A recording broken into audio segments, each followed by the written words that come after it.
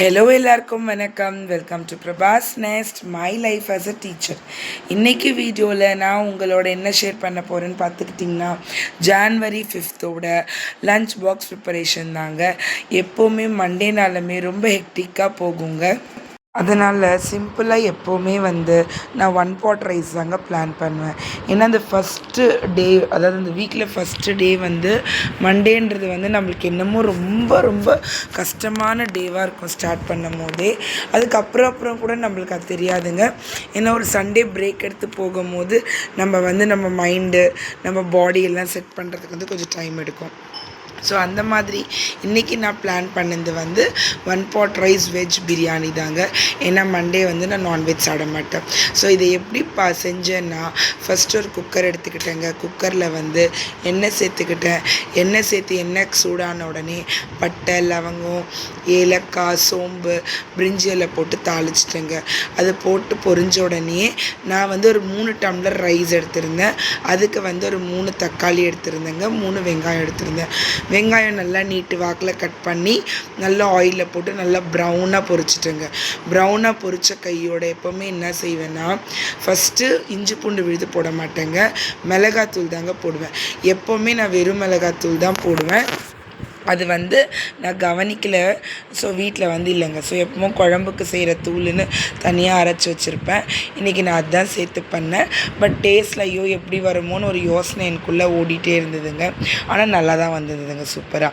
So மிளகாத்தூள் ஆயிலில் பொரிச்சா colour, அந்த நம்மளோட வெஜ் பிரியாணியோட கலர் நல்லாயிருக்கும். இது நம்ம பிரியாணி கூட இந்த மாதிரி செய்யலாம். அதுக்கப்புறமா தாங்க இஞ்சி பூண்டு விழுது. நான் எப்போவுமே இஞ்சி பூண்டு விழுது அரைக்கும் போது ஒரு 2 பச்சை மிளகாய் சேர்த்து அரைப்பேங்க. அதோடய ஃப்ளேவர் ரொம்ப நல்லா இருக்குங்க. ஸோ இஞ்சி பூண்டு விழுதெல்லாம் நல்லா பொரிஞ்சிட்டே இருக்கிறதுக்குள்ளவே கொத்தமல்லி, புதினா வாஷ் பண்ணிகிட்டு இருந்தாங்க side by side. And then அந்த பக்கத்தில் பார்க்குறீங்கள ஒரு தண்ணி, அந்த தண்ணியில் என்னென்ன போடுவேன்னா, சோம்பு, சீரகம், ஓமம். அது எதுக்கு போடுவேன்னு பார்த்துக்கிட்டிங்கன்னா, அதாவது ஒரு டீச்சரோட லைஃப் எல்லாருக்குமே இங்கே தெரியுங்க. அதாவது நம்ம மார்னிங் 9 o'clock நம்ம கிளாஸ் ஆரம்பித்தோன்னா, அதாவது மொத்தம் 8 periodsல 1 or 2 periods தாங்க பிரேக் கிடைக்கும். 2 periods பிரேக் வீக்லி ட்வைஸ் தான் அப்படி தான் வரும். மற்ற நாளுங்கள்லாம் ஒரு பீரியட் தாங்க ஃப்ரீ வரும். ஸோ நம்ம கண்டினியூஸாக நிற்கிற மாதிரியும் இருக்கும். ப்ளஸ் நம்ம நிறைய பேசுகிற மாதிரி இருக்கும். ஒரு கட்டத்தில் என்ன ஆகிடுச்சுன்னா, என்னோடய த்ரோட் ஆக்சுவலாக ரொம்ப பெயின் ஆக ஆரம்பிச்சிருச்சு. நம்ம கற்றணுன்ற அவசியமே இல்லைங்க. நம்ம நார்மலாக பேசினா கூட, பட் நம்ம அந்த ஹவர்ஸ் ஆஃப் டைம் பேசுகிறது ரொம்ப நேரம் இருக்குது இல்லைங்களா, அதுலேயே நம்மளோட த்ரோட் ரொம்ப பெயினாக இருக்கும். நம்மளோட குரலும் மாறிடுங்க.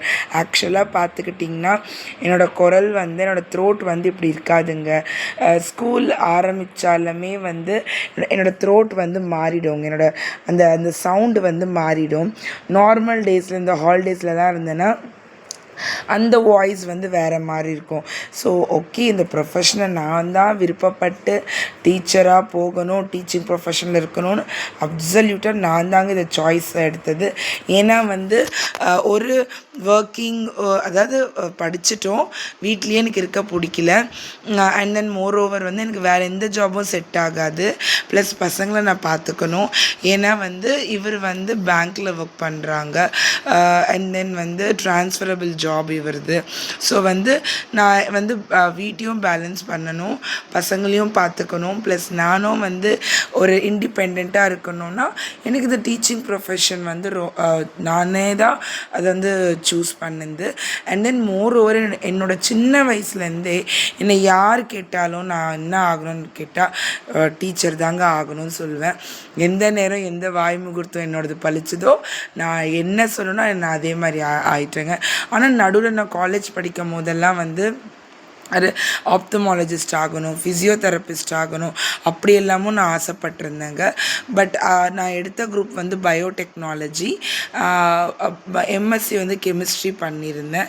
But finally I ended up with teaching profession ஜாபில் தாங்க பிஎடெல்லாம் முடிச்சிருக்கேன்.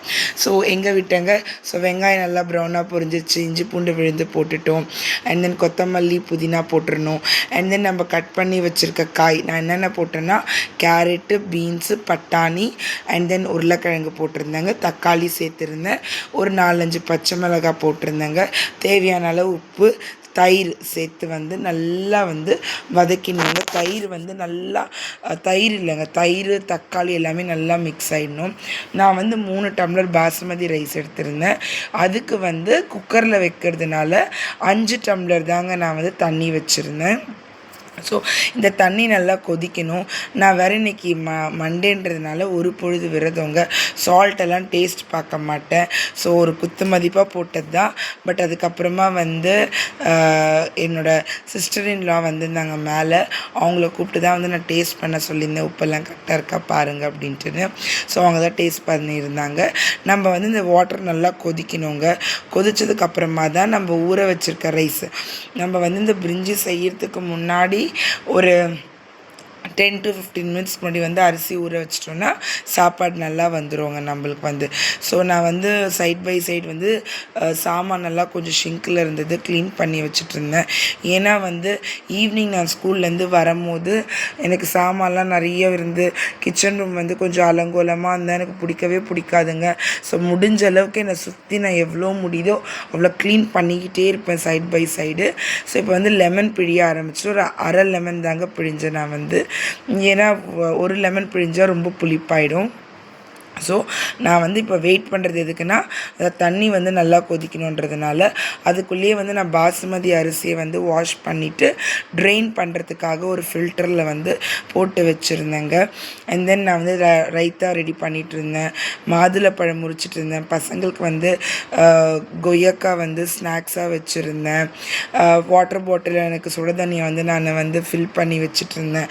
ஸோ இந்த மாதிரி அதாவது நான் எப்போல்லாம் இங்கே வந்து ஸ்டவ் ஆன் ஒரு வேலை செஞ்சுட்டேன்னா பின்னால் எனக்கு வந்து நிறைய வேலை இருக்குங்க. அதெல்லாம் நான் முடிக்க தான் வந்து டைமுக்கு வந்து நான் வந்து கிளம்ப முடியும்.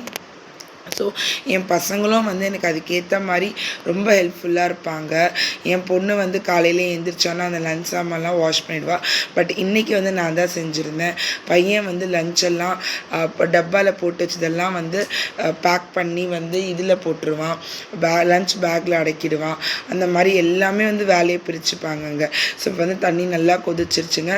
ட்ரெயின் பண்ண 3 டம்ளர் பாசுமதி அரிசியை வந்து நான் தண்ணியில் சேர்த்துட்டு ஒரு தடவை மிக்ஸ் பண்ணி விட்டுட்டு ஒரு 2 விசிலுங்க விட்ட உடனே பாசுமதி அரிசி போட்ட பிரியாணி ரொம்ப சூப்பராக வந்துருச்சுங்க. ஆக்சுவலாக சொல்ல போனால் இப்போல்லாம் எனக்கு பாசுமதி விட சீரக சம்பா தாங்க ரொம்ப பிடிக்குது. இந்த மாதிரி எவ்வளோ பேருக்கு சீரக சம்பாவில் செய்கிற பிரிஞ்சு பிடிக்குதுன்னு மறக்காமல் எனக்கு கமெண்ட்டில் சொல்லுங்கங்க. ஸோ இதெல்லாம் முடிச்சுட்டு நான் வந்து கிளம்பிட்டேங்க. நான் வந்து ரெடி ஆகிறதுக்காக கிளம்பிட்டேன். ஏன்னா எனக்கு சாரியெல்லாம் கட்டுறதுக்கெல்லாம் ரொம்ப டைம் ஆகிடும். ஸோ அதனால் வந்து நான் ரெடியாக கிளம்பிட்டேன். ஸோ நான் இப்போ குக்கர் மூடி போட்டுட்டு நான் வந்து கிளம்பிடுவேங்க. அதுக்குள்ளேயே நான் என்ன பண்ணிகிட்டு இருந்தேன், குக்கர் மூடி போட்டுட்டு கொஞ்சம் வீடெல்லாம் நீட் பண்ணிகிட்டு இருந்தேங்க. கொஞ்சம் வீடியும் பெருக்கிட்டேன் கடகடன்னு காலையில் எழுந்திரிச்சு. ஏன்னா அதெல்லாம் வந்து எனக்கு ஒரு நல்லா ஒரு கரெக்டாக இருந்தால் தான் எனக்கு ஈவினிங் வரும்போது வீடு நீட்டாக இருக்கும் போது கொஞ்சம் ஒரு பீஸ்ஃபுல்லாக இருக்கிற மாதிரி இருக்குங்க. அதுதான் விஷயம். ஸோ 2 விசில் வந்ததுங்க. வந்த உடனே நான் உங்களுக்கு ஓப்பன் பண்ணி காட்டுறேன் எப்படி வந்து ரைஸ் வந்திருக்குதுன்னு உங்களுக்கு பார்த்தா தெரியும். ஓப்பன் பண்ணும் போதே சூப்பராக இருந்ததுங்க. அப்படியே பார்க்கும் போதே உதிரியாக இருந்தது. என் பசங்களுக்கு வந்து இதுதான் பிரேக்ஃபாஸ்ட்டுக்கும் வந்து நான் வச்சுருந்தேன். நான் வந்து ஒரு பொழுது விரதம்னு சொல்லியிருந்தேன். ஸோ இதுதாங்க எங்களோட லஞ்ச் பாக்ஸோட ப்ரிப்பரேஷன். மறக்காமல் லைக் அண்ட் சப்ஸ்கிரைப் பண்ணுங்கள். தேங்க்யூ ஃபார் வாட்சிங் மை சேனல். பாய்.